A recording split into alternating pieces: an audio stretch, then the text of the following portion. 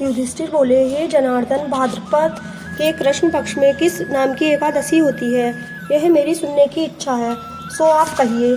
श्री कृष्ण बोले, हे राजन, यह सब पापों को दूर करने वाली एकादशी अजा नाम से विख्यात है।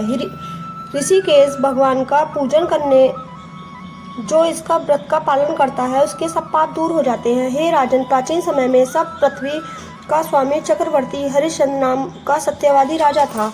वह किसी कर्म के वश राज्य से भ्रष्ट हो गया। उसने अपनी स्त्री, पुत्र और अपने शरीर को भी बेच दिया। हे राजेंद्र, वह धर्मात्मा राजा चांडाल के यहाँ नौकर हो गया, परंतु उसने सत्य को नहीं छोड़ा। स्वामी की आज्ञा से वह कर के रूप में मुर्दे का वस्त्र लेने लगा। वह राजा सत्य से नहीं हटा। इस तरह से राजा को बहुत से वर्ष बीत गए।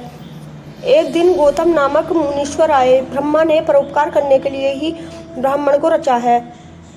मुनीश्वर को देखकर राजा ने उनको प्रणाम किया। हाथ जोड़कर राजा गौतम के सामने खड़ा हो गया और अपने दुख का वृत्तांत सुनाया। राजा के वचन सुनकर गौतम को विस्मय हुआ। मुनीश्वर ने राजा के लिए इस व्रत का उपदेश दिया। हे राजन, भादों के कृष्ण पक्ष में पुण्य देने वाली सुंदर अजा नाम की एकादशी आ गई। उसका तुम व्रत करो, इससे पाप नष्ट हो जाएगा।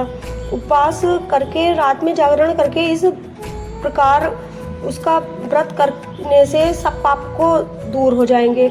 हे नृपोत्तम, इस तरह राजा से कहकर मुनीश्वर अंतर्ध्यान हो गए।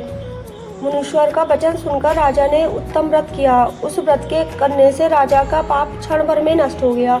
हे राजन, एकादशी के प्रभाव से राजा ने निष्कंटक राज्य किया। सब पुरवासियों और कुटुंबवासियों समेत राजा स्वर्ग हो गया। हे राजन, इस प्रकार के व्रत को जो मनुष्य करते हैं वे निश्चय ही सब पापों से छूटकर स्वर्ग को जाते हैं। हे राजन, इसके पाठ करने और सुनने से अश्वमेध यज्ञ का फल प्राप्त होता है। राधे कृष्ण।